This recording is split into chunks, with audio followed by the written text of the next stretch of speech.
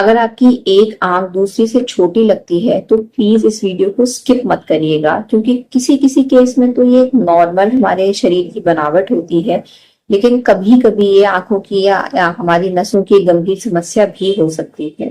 तो आइए जानते हैं कि सच क्या होता है और हम कैसे उसका पता लगाएं। नमस्कार दोस्तों, मैं हूं डॉक्टर पल्लवी मिश्रा और आज मैं आपको बताऊंगी कि एक आंख दूसरी की तुलना में कभी कभार छोटी क्यों लगती है, कब ये सामान्य होती है और कब हमें तुरंत अपने डॉक्टर को दिखाना चाहिए। और ये वीडियो एंड तक जरूर देखिएगा, क्योंकि एंड में आपको मैं एक सिंपल सी ऐसी सेल्फ चेक ट्रिक बताऊंगी जिसको आप घर बैठे ये पता कर सकते हैं कि ये नॉर्मल है या फिर हमारी आंख की कोई गंभीर बीमारी। सबसे पहले तो मैं आपको एक इंटरेस्टिंग फैक्ट बताती हूँ कि दुनिया में जितने भी लोग हैं उनका जो चेहरा होता है वो कॉपी पेस्ट नहीं होता। मतलब ऐसा नहीं होगा कि जो राइट साइड का जो फेस है वो लेफ्ट साइड जैसा ही हो। थोड़ा बहुत जो फेशियल एसिमेट्री होती है ये एक नॉर्मल चीज होती है। तो अगर आपकी आंखों के साइज में अंतर है और अगर ये बचपन से ही है तो ये एक नॉर्मल फेशियल एसिमेट्री है।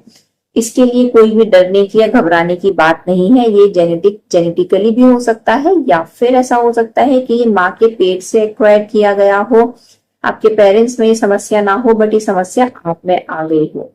लेकिन रुकिए, अगर आपकी आंखें पहले बिल्कुल सही थी, दोनों बिल्कुल बराबर थी और अब आपकी एक आंख जो है वो छोटी होने लगी है, आपको ऐसा लगता है कि मेरी जो पलक है वो झुकने लगी है, तो ये एक बीमारी का संकेत जरूर हो सकता है। और बीमारियों की लिस्ट में जो सबसे पहला नंबर आता है दैट इज टोसिस। टोसिस का मतलब ये होता है कि जो पलक है वो हल्की हल्की नीचे जाने लगती है। ये हमारी पलक की बीमारी की वजह से भी हो सकता है, ये हमारी आंखों की नसों की बीमारी की वजह से भी हो सकता है, ये हमारी कोई आंख की मांसपेशी की दिक्कत भी हो सकती है, या फिर कभी कभी टोसिस हमारे शरीर के अंदर पलने वाले किसी कैंसर की वजह से भी हो सकती है, जिसे कि हम लोग हॉर्नर सिंड्रोम बोलते हैं। दूसरी चीज होती है एलर्जी या फिर सूजन। सीजन इतना ज्यादा चेंज हो जाता है कि कभी कभार हमारी आंखों में एलर्जी हो जाती है। और ये एलर्जी भी जरूरी नहीं है कि सिमेट्रिकल हो सकता है कि हमारी एक आंख में एलर्जी की वजह से सूजन ज्यादा आ जाए और दूसरी आंख में ये चीज कम रहे। अब ऐसे केस में क्या होता है कि जिस पलक में सूजन ज्यादा होती है वो पलक थोड़ी नीचे की तरफ भारी हो जाती है, वो आंख हमें छोटी लगने लगती है, और जो दूसरी आंख होती है वो नॉर्मल होती है, तो वो आंख हमें बड़ी लगती है। आज के मॉडर्न एरा में नींद का कम आना, लाइफ में स्ट्रेस का होना, बहुत ज्यादा मोबाइल का इस्तेमाल करना, लैपटॉप, डेस्कटॉप, स्क्रीन टाइम का बहुत ज्यादा बढ़ना, ये बहुत कॉमन चीजें होती हैं। इन सब की वजह से भी हमारी आंखों में थकान हो जाती है और हमारी आंखें छोटी लगती हैं।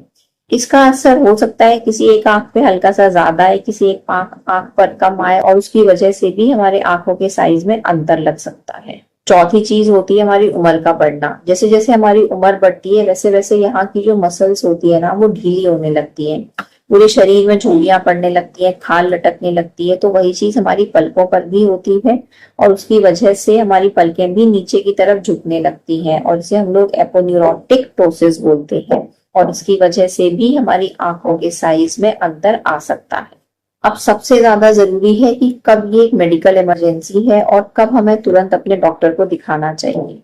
अगर आपकी एक पलक एकदम से गिर जाए, एक आंख एकदम से छोटी हो जाए, या फिर अगर आपको दो दिखने लगे एक ही चीज, जैसे ये पेन है आपकी आंख के सामने, तो अगर ये पेन आपको दो दिखने लगे जिसे कि हम लोग डिप्लोपिया बोलते हैं, तो आपको तुरंत अपने डॉक्टर को दिखाना चाहिए।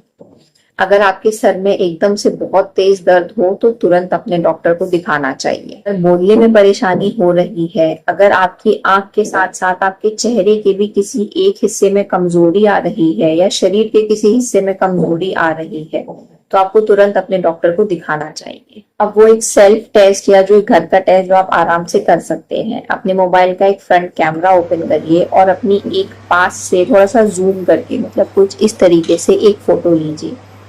फोटो लेने के बाद में आप देखिए कि आपकी दोनों आंखें क्या बराबर खुल रही हैं या नहीं खुल रही हैं, कहीं एक तरफ की पलक गिरी हुई तो नहीं है, कहीं पर आंख में लाली तो नहीं है।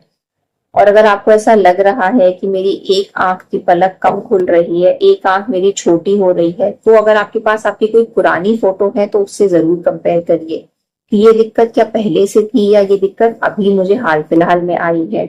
अगर आपकी कोई रीसेंट ऑनसेट में कोई दिक्कत है, हाल फिलहाल में कोई दिक्कत आई है, तो मैं सजेस्ट करूंगी कि आप तुरंत अपने डॉक्टर को जरूर दिखाइएगा। ये बात जरूर याद रखिएगा कि हर छोटी दिखने वाली बीमारी वास्तव में छोटी नहीं होती है, हो सकता है कि वो किसी गंभीर बीमारी का संकेत हो।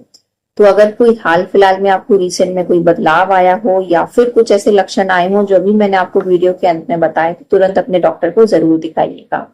और अगर आप हमारे साथ जुड़ना चाहते हैं, हमारे साथ में चाहते हैं कि आपको ऐसे आंख के संबंधित जो ऑथेंटिक इंफॉर्मेशन है वो मिलती रहे, तो प्लीज मेरे चैनल को सब्सक्राइब करिएगा और मेरे इस वीडियो को बाकी लोग के साथ में शेयर करिएगा।